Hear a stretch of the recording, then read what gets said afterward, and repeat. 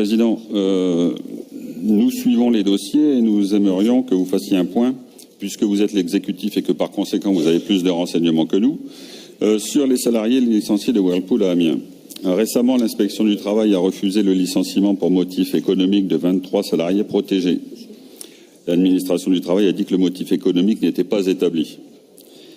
Donc, première question, quel est l'avenir de ces salariés?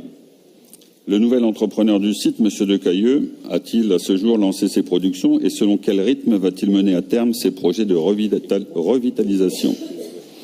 Enfin, Whirlpool se devait de respecter son engagement sur l'emploi dans le cadre de son éligibilité au crédit d'impôt compétitivité emploi, le fameux CICE. Avez-vous des informations sur ce respect et sur l'attitude du ministère de l'économie vis-à-vis de cette entreprise? Merci.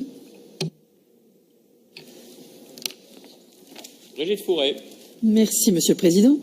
Donc, je voudrais préciser que les anciens salariés de Whirlpool ont été dans la majorité, dans leur écrasante majorité même, repris par l'entreprise Nicolas Decailleux dans le cadre du projet WN dont nous avons déjà parlé à plusieurs reprises ici. Ce sont près de 180 contrats qui ont été signés le 2 juin 2018 par Nicolas Decailleux. Les salariés qui n'ont pas été repris bénéficient d'un congé de reclassement et des mesures d'aide au reclassement contenues dans le PSE de Whirlpool. Ces reclassements sont bien sûr encore en cours. Les salariés protégés dont le licenciement a été refusé restent pour le moment salariés Whirlpool, conformément à la décision administrative. Toutefois, il est à noter qu'une dizaine d'entre eux ont été repris par Whirlpool.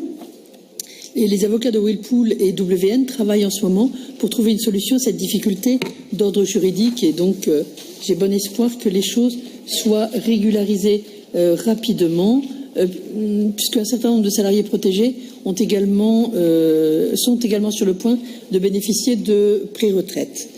Nicolas Decailleux poursuit le développement de ses activités sur le site, et notamment celui de la Shopping Box et du Funlander.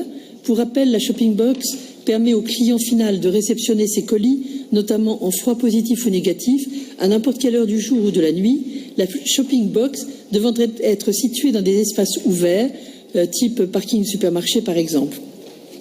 Le Funlander, quant à lui, est un véhicule tout-terrain innovant qui pourra recevoir à terme une motorisation électrique. D'autres projets sont à l'étude et devraient bientôt être industrialisés, mais il appartient à l'entreprise de communiquer sur eux et on sait bien qu'il y a encore un certain nombre de projets qui sont en perspective.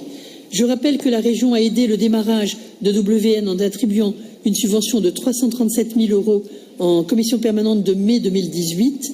Parallèlement, la région a également aidé les entreprises implantées sur le site WN, locataire de Whirlpool, et notamment l'entreprise Ageco, avec laquelle WN a également développé un partenariat industriel.